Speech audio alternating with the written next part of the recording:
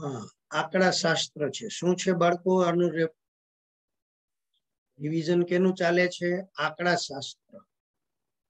MCQ lecture 3 छे ने इतिहास। हवे जुओ एक सरल दाखलो छे। जो अवलोकनो अवलोकनो 45, 55, 53, 32, 63 અને x નો મધ્યક આપી દીધો છે આપણને। મધ્યક 48 હોય। મારા વાલાઓ મધ્યક કેમ મળે? તો કે અવલોકનનો સરવાળો છેદમાં અવલોકનની સંખ્યા। તો x બરાબર ખાલી જગ્યા આ જે અવલોકન છે ને એ અવલોકન આપણે ગોતવાનું છે। સમજાણી વાત? તો કે હા સર। હવે આપણે એનું સોલ્યુશન દાખલા ગણીએ। એકદમ સરળ।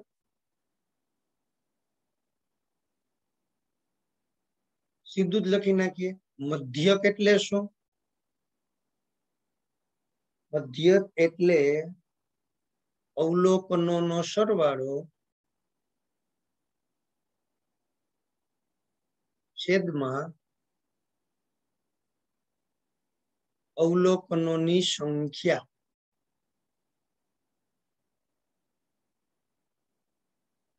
અવલોકનોનો સરવાળો છેદમાં અવલોકનોની સંખ્યા। હવે અવલોકનો અહીંયા લખીએ। 45, 55, 53, 32, 63 અને પ્લસ x છેદમાં અવલોકનોનો સરવાળાના છેદમાં શું થશે? અવલોકનની સંખ્યા કેટલી છે? તો કે 6। અને અહીંયા આપણે જવાબ આપી શકીએ 48। 48 આપણે ક્યાં લખ્યા છે દીકરા? તો કે જવાબમાં આપેલા છે એ। ચાલો 48। હવે અહીંયા સરવાળો એમાં એકમ હોય ને અંક એનો સરવાળો જ આવી રીતે 5 ને 5 10 ને 3 13 ને 2 15 ને 3 18 18 નો આઠડો વિદા પડી 1 એટલે 5 ને 5 10 ને 5 15 ને 3 18 ને 6 24 24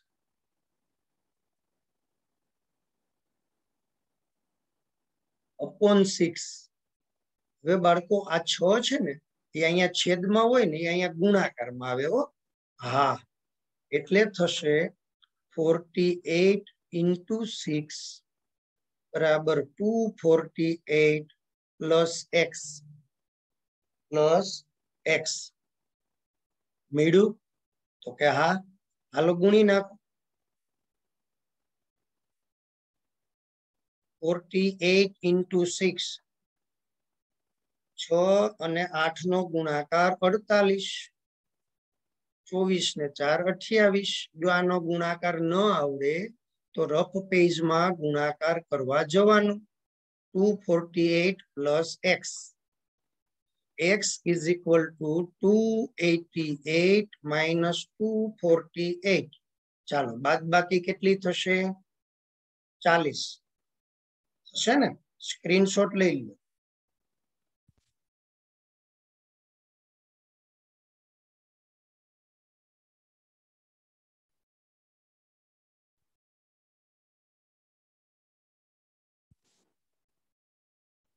સ્ક્રીનશોટ લઈ લીધો દીકરાઓ?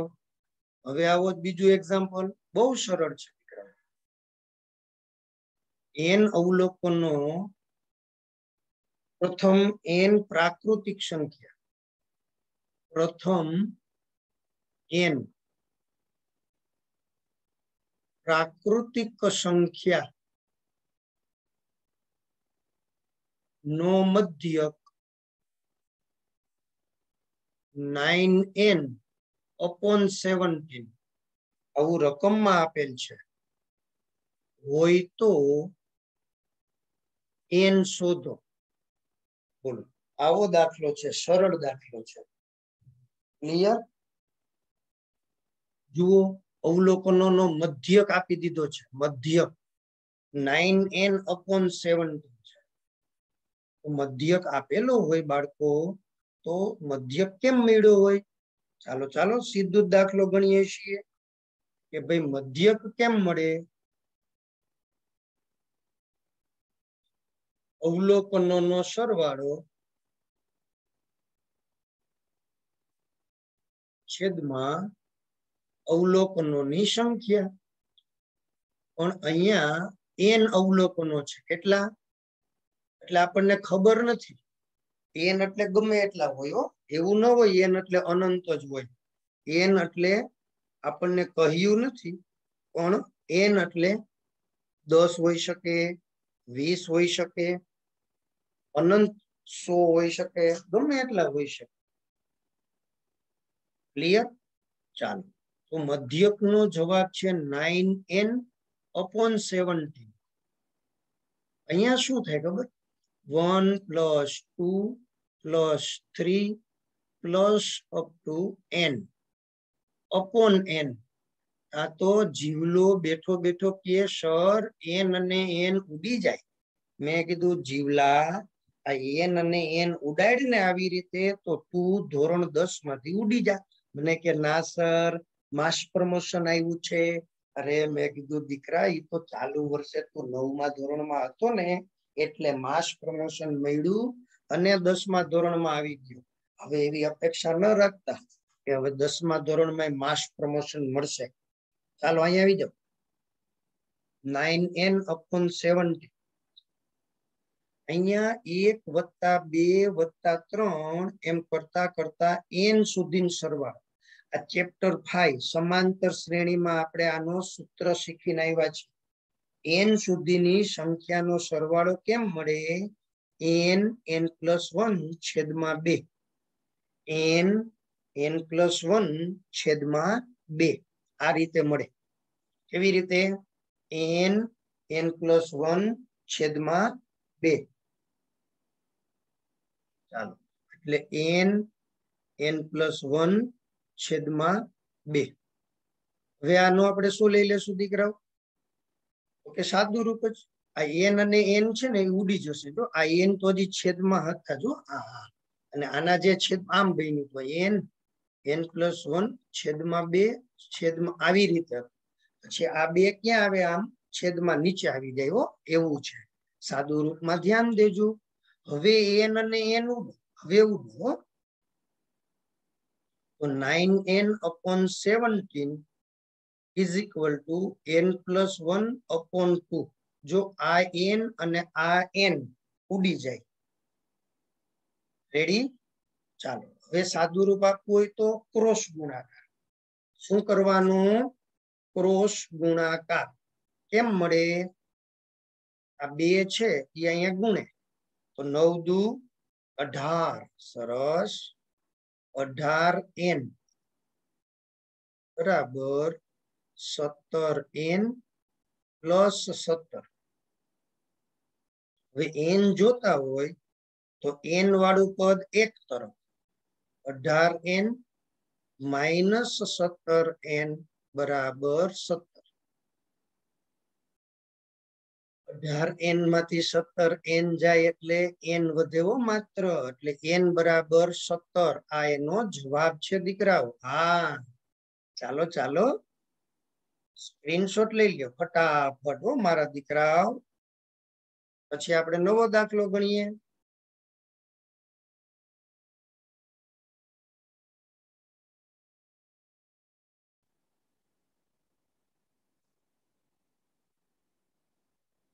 ચાલો દીકરાઓ, હવે નવું. બહુ સરળ દાખલો. ગઈકાલે ગણ્યો હતો ને એના જેવો જ. હજી એક એક્ઝામ્પલ જુઓ. જુઓ, 5 અવલોકનો.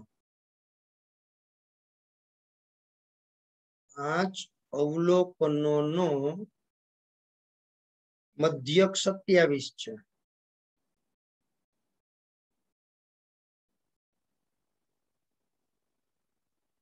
એક નવું અવલોકન ઉમેરતા હવે શું ઉમેરીએ છીએ એ નથી ખબર. એક નવું અવલોકન ઉમેરતા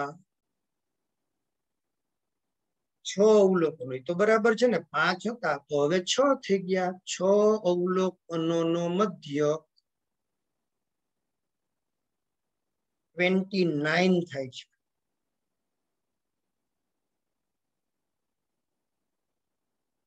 તો ઉમેરવામાં આવેલું નવું અવલોકન એટલે કે ઉમેરેલું નવું અવલોકન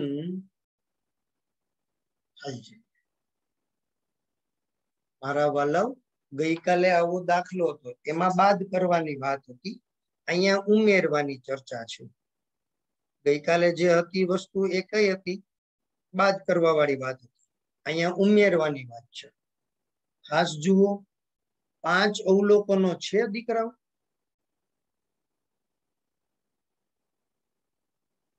n બરાબર 5 અને એનો જે મધ્યક છે ને એ 27 છે. આપને ખબર છે શું સૂત્ર શું છે મારા વાલાઓ? x બાર બરાબર સિગ્મા xi અપોન n છે ને આ સૂત્ર? હા સર. તો x બાર બરાબર સિગ્મા xi છેદમાં n મળે કે ના મળે? કે મળે ને સર, મળે ને. તો પછી તો અહીંથી આપણને સિગ્મા xi બરાબર શું મળે? x બાર ઇન્ટુ n.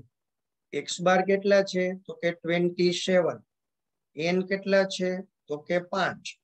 એટલે 27 ગુણ્યા 5 એટલે 135. એ 135 શું મળ્યું ખબર? 5 અવલોકનનો સરવાળો મળ્યો દીકરાઓ. એનો સરવાળો 5 અવલોકનનો સરવાળો. કેટલા અવલોકનનો સરવાળો? 5. હવે બીજી માહિતી.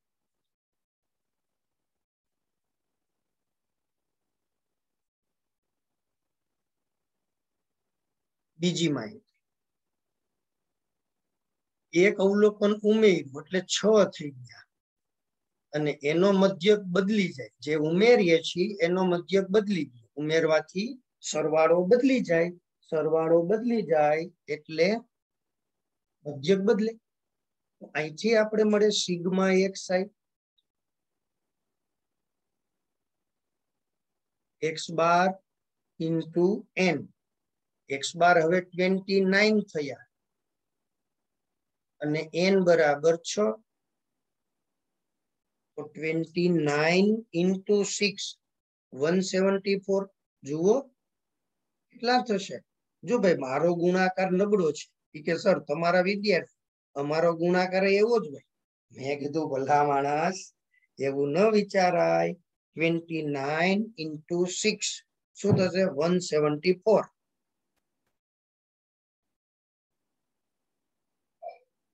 ચાલો, એટલે 174 આપણને જે મળે છે એ શું મળે છે? તો કે 6 અવલોકનનો સરવાળો મળે છે. કેટલાનો સરવાળો? 6 નો સરવાળો મળ્યો 174. 5 અવલોકનનો સરવાળો મળ્યો 135. તો જુઓ, પેલા 5 અવલોકનો હતા ને તો અહીંયા સરવાળો 135 હતો. ઉમેર્યું ને તો 6 અવલોકનનો સરવાળો 174 થઈ ગયો. ખ્યાલ આવે છે? તો હવે આપણે સીધે સીધું ઉમેરેલું અવલોકન કેમ મળે દીકરાઓ? તો કે 6 અવલોકનનો સરવાળો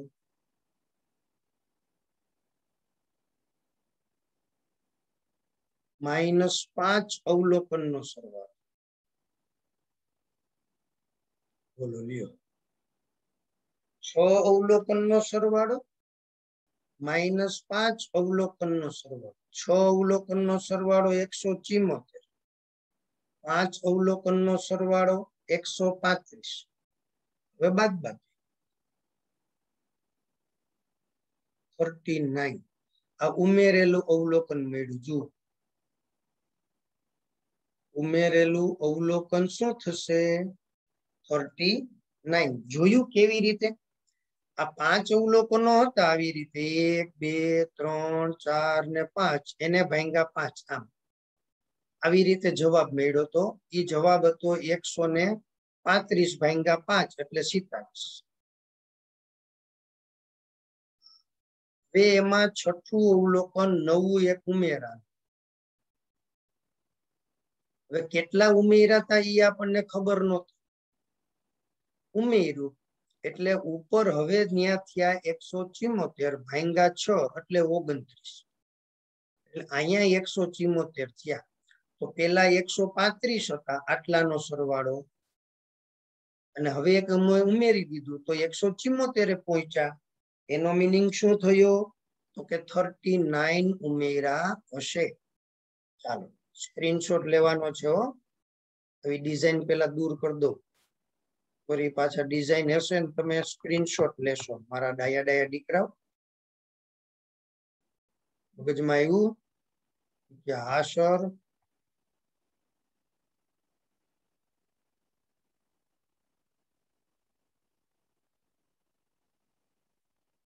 ક્લિયર? ચાલો સ્ક્રીનશોટ લઈ લ્યો.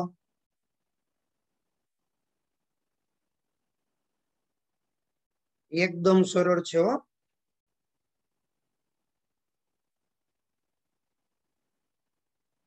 હવે આપણે નવો દાખલો જોઈએ.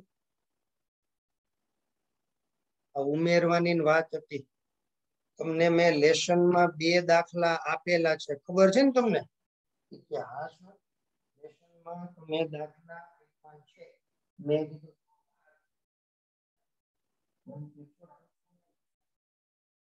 બહુ ખબર આવો જવાબ ન ચાલે. ખબર નથી એવો જવાબ એને ન આવડ્યા હોય પછી મને કહેજો એટલે આપણે શીખવાડી દઈશું. હો દીકરા. હવે એના પછીની ખાલી જગ્યા આપણે ભણવા જઈ રહ્યા છીએ.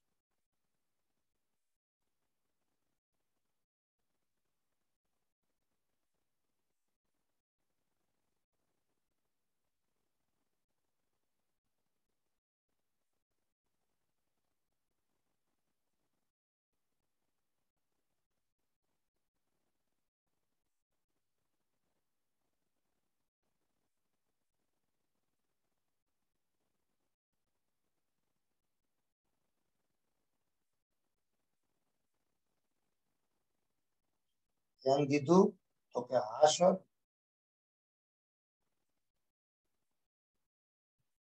આવું જ બીજું ઉદાહરણ છે.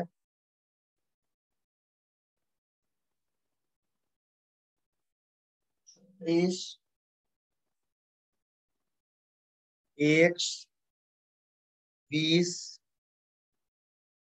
28 14 અને y. હમણાં જ ગણ્યું હતું એમ નો મધ્ય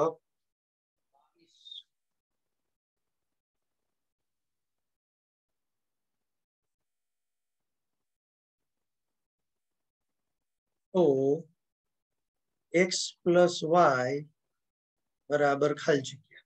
બોલો x પ્લસ વાય બરાબર ખાલી જગ્યા. સાવ સહેલું છે. અઘરું છે જ નહીં. આમાં મધ્યક આપ્યો છે તો દીકરા આપણે મધ્યકનું જ સૂત્ર વાપરવું પડે. મધ્યકનું સૂત્ર વાપરવું પડે. ચાલો મધ્યક કેમ મળે? અવલોકનોનો સરવાળો છેદમાં અવલોકનોની સંખ્યા. તો આનો સરવાળો 36 વત્તા x વત્તા 20 28 14 y એને ભાંગ્યા 6.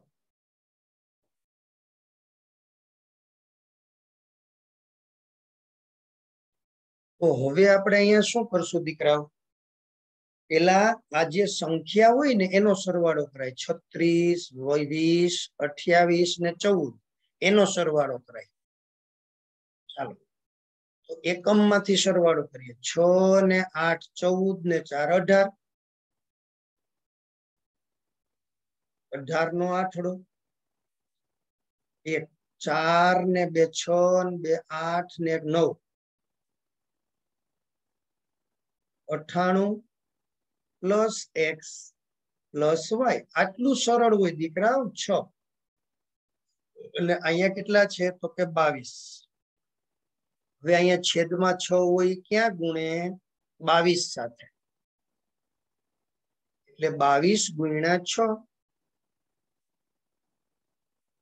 22 ગુણ્યા 6 98 વત્તા x વત્તા y. એને ખાલી આમ ક્રમમાં લખી દો. તો 22 ગુણ્યા 6 એટલે 132 દીકરાઓ.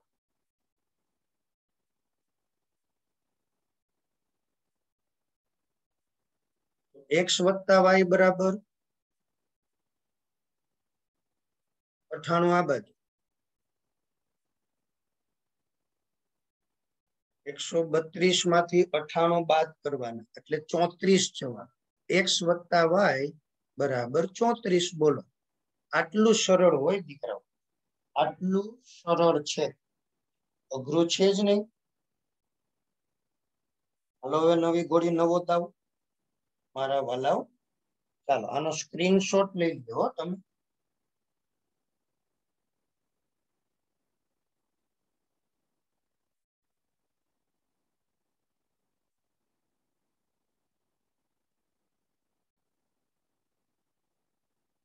ચડતા ક્રમમાં ગોઠવેલા અવલોકનો. બોલો, અવલોકનો ચડતા ક્રમમાં છે. ચડતા ક્રમમાં ગોઠવેલા અવલોકનો.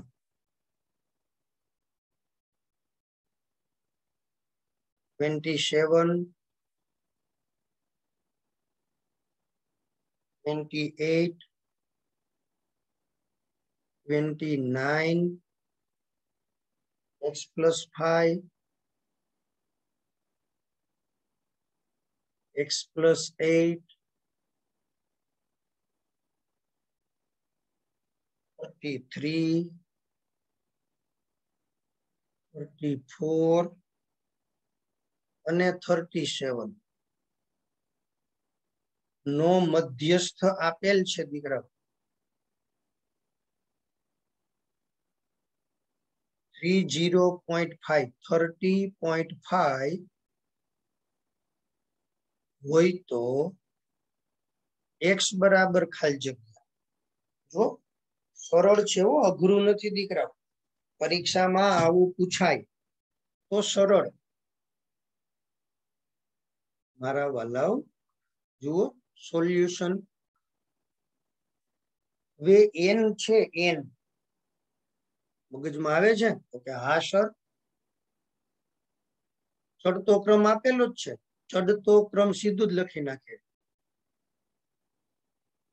શું છે તો કે 27, 28, 29, x વત્તા 5, x વત્તા 8, 33, 34, 37 છે. અહીં n બરાબર 8 છે. n બરાબર ગણો 8. 1 2 3 4 5 6 7 8 8 છે. આ તો ઓલો જીવલો કે સાહેબ આ બે અલગ અલગ ન કહેવાય. મેં કીધું ના, આ 1 અને 1 2 એમ 2 છે. ઓલો તો કે 1 2 3 4 એમ વાંચે લે. એવું ન હોય ભાઈ. n બરાબર 8. 8 એટલે યુગ્મ. તો મધ્યસ્થનું સૂત્ર આપણને ખબર છે મારા વાલા, તમને આવડે છે. મધ્યસ્થનું સૂત્ર શું છે? n/2 અવલોકન. જો યાદ આવે છે મારા દીકરાઓ? પછી કે n/2 વત્તા 1 મું અવલોકન. જોયું એને ભાંગ્યા 2. જોજી કેવું મારા દીકરાઓને આવડે. ચાલો m ને સ્થાને 8, n ને સ્થાને 8. 8 ભાંગ્યા 2 એટલે ડાયરેક્ટ લખું છું ચોથું અવલોકન. તા તો ઓલો જીવલો છે ને માથું ખંજવાળવા માંડ્યો. મને કે સર અહીંયા તો મું અને તમે અહીંયા કરી નાખ્યું થું. મેં કીધું દીકરા મું અવલોકન સાચી વાત છે. આપણને અહીંયા લાગુ પડે ને એવું બોલવાનું હોય. 4 હોય ને તો એને આપણે ચોથું કહીએ. 3 હોય ને તો એને આપણે ત્રીજું કહીએ. એમ બદલાવી નાખવાનું. એવું છૂટ હોય. મને કે બરાબર, હવે સમજા. મને તેમ કે આ કેમ બદલાયું. હાલો અહીંયા 4 મૂકો, સોરી 8. 8 ભાંગ્યા 2 એટલે 4. 4 વત્તા 1 એટલે 5. 5 થું. અરે મેં કીધું ત્યાં થું ન હોય. મન કે અહીંયા બદલાયું તો અહીંયા ન બદલાવાનું. હવે એમ ને સ્થાને છે ને દીકરાઓ એમ એને સ્થાને જવાબ મૂકી દો 30.5. આવું છે દીકરાઓ. હવે ચોથું અવલોકન કોણ છે? અને કે આર્યુ સર ચોથું અવલોકન x + 5 છે. મેં કીધું લખો. પાંચમું અવલોકન કોણ છે? મને કે x + 8 છે. આવી રીતે સાદું રૂપ આપવાનું. હવે આ 2 છે ને દીકરા અહીંયા ગુણાકારમાં આવે.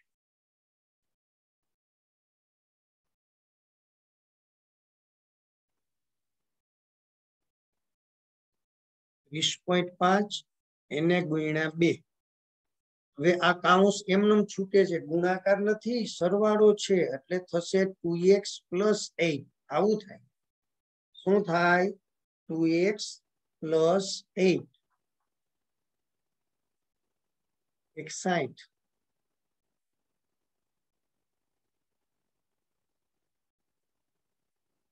8 આ તરફ આવે એટલે માઇનસ થાય.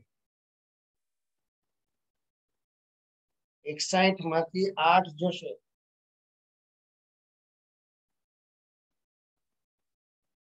8 ને 5 13. 8 નહીં 13.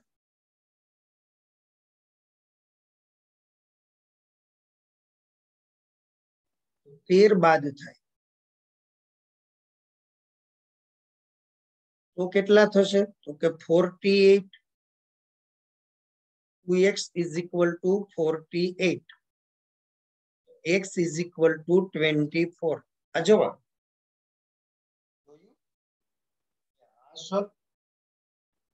એકદમ સહેલું છે. આવડે કે ના આવડે? કે સર આ તો અમને સરળ છે, આવડી જાય છે. ચાલો સ્ક્રીનશોટ લઈ લો. 13 કેમ થયા ખબર પડી ને? 8 + 5 એટલે 13. 13 શા માટે આવ્યા એ ખબર હોવી જોઈએ. સમજાઈ ગયું? હવે લેસન આપું છું. લેસન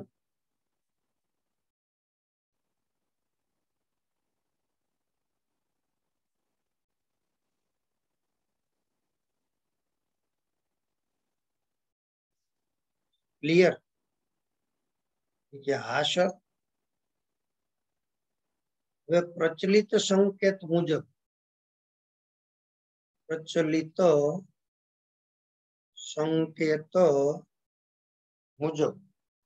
a બરાબર 42.5.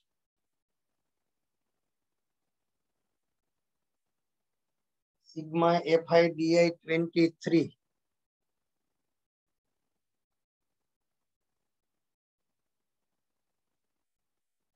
Sigma FI 20.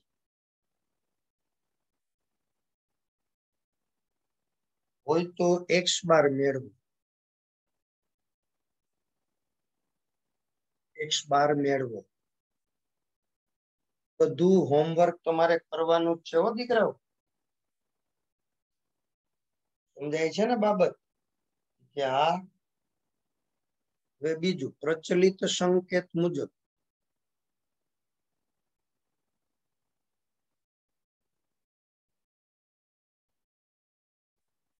L बराबर 75,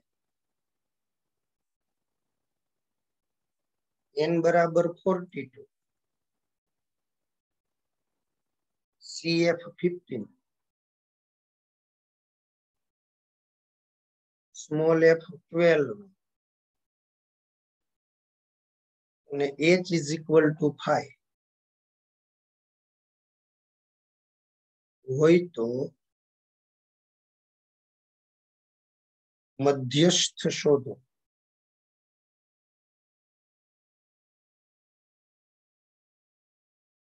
આવી રીતે તમારે દાખલો ગણવાનો છે. સમજાઈ ગયું? ક્લિયર?